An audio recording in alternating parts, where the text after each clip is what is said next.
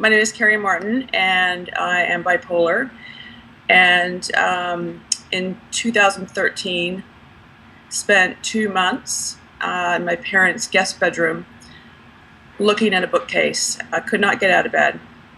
And as I started to get better, my family was wonderful. I went to go see a doctor, tried different drugs and so forth and so on, went to therapy. I started realizing that even though I'd gone through this dark time, was blessed, because not everybody has my family, my five brothers and sisters. Not everybody has financial support. And I thought to myself, how on earth are people without that sort of support system getting through a depression?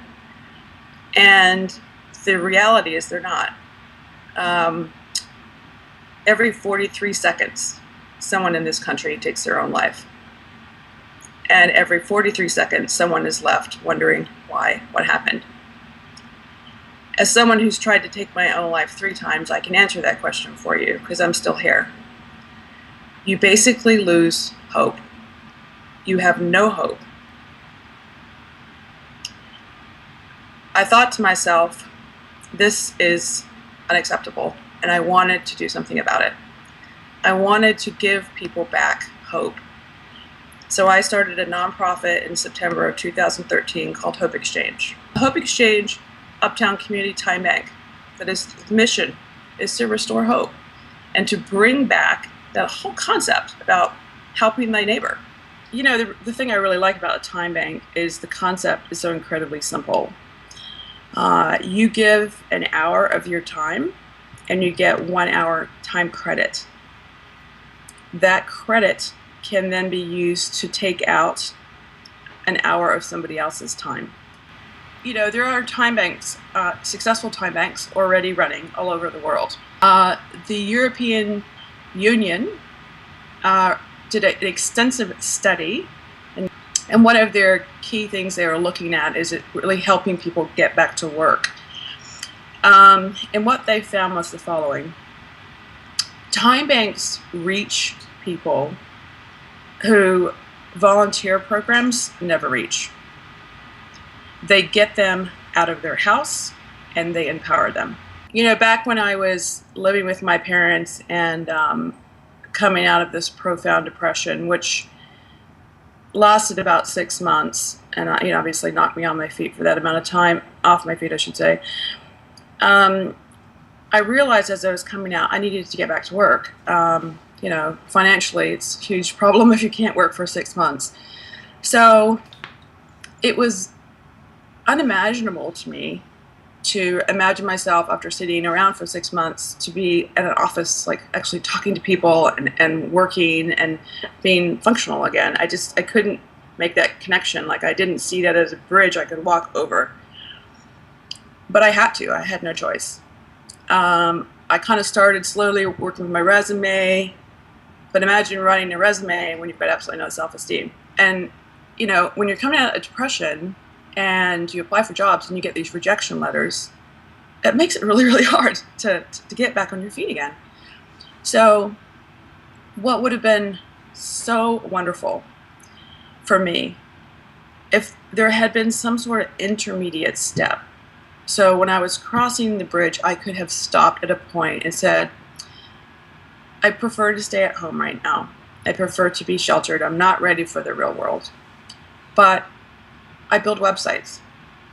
I'm a marketing specialist. I love working for nonprofits. I could have gotten into the time bank. I could have looked for somebody who needed me. I wouldn't have to sell myself. I would say, oh, you know, I've done this before. I can work virtually from home, and I can get this to you in 8 hours. They would have been jumping for joy, because, you know, I've got great credentials and references and all that good stuff. And they would say, oh my goodness, what a fabulous find, Kerry. Thank you so much for doing this for us. And I would have said, no, thank you. Thank you for letting me, on my own terms, take time to remind myself by working that I can do it. I really can get back to work. Because when you're depressed, it's like your brain, you can't even speak. And you don't want to speak because you think no one wants to hear what you have to say. So you completely isolate yourself. But to be able to come out of my shell in a time bank setting where I could work at home and just help other people would have made me feel so much better. And I would have got back into the job market much sooner than I did. As it turned out, of course, I didn't go get a real job. I started Hope Exchange because I believe that we can help people who are depressed get back to work more quickly. I believe we can empower single moms to start their own businesses. I believe we can empower undergraduate college kids to hang in there, pay back their student loans, because it is going to get better. I believe we can empower the elderly to get out of their house and to babysit for other people's kids. Imagine the joy that would bring them. Imagine the relief it would bring a single mom so she could attend night school. I believe the disabled have so much to give and want to give so much, but because they're on fixed income disability, can't work. Let's put them to work. If we're not going to do this, who is? 50% of bipolar people try and commit suicide at some point in their lives. 20% succeed. We want to change these statistics. We want to give people back hope. We also realize that even though 1 out of 4 Americans are depressed, only 1 out of 3 seek treatment. Why are people not reaching out? And the answer is very simple. Because of stigma and because of shame, they remain in silence and they remain in pain. And we're not okay with that.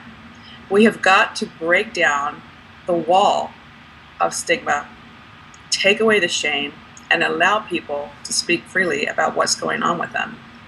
So they seek treatment and they get help. The only way to break down the wall is to involve everybody. Everybody in the community has a role to play. And we each have to step up and play our part, each and every one of us.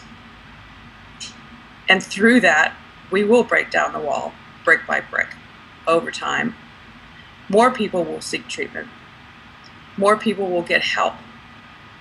More people will decide, you know what? I'm going to get up tomorrow instead of taking my life because I feel hopeful again. Tomorrow is going to be better. And we are asking for $105,000. We came up with that number by looking at what it would take to start a time bank. The time bank itself is run online on a website, which is not that expensive.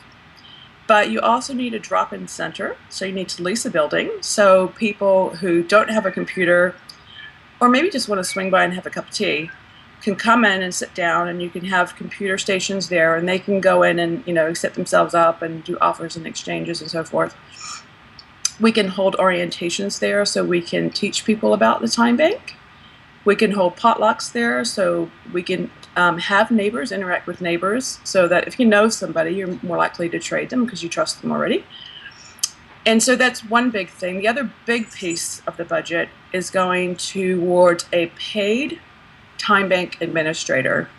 Studies have shown that the time banks that succeed and are brilliant at getting new members and getting members active and exchanging have a paid administrator.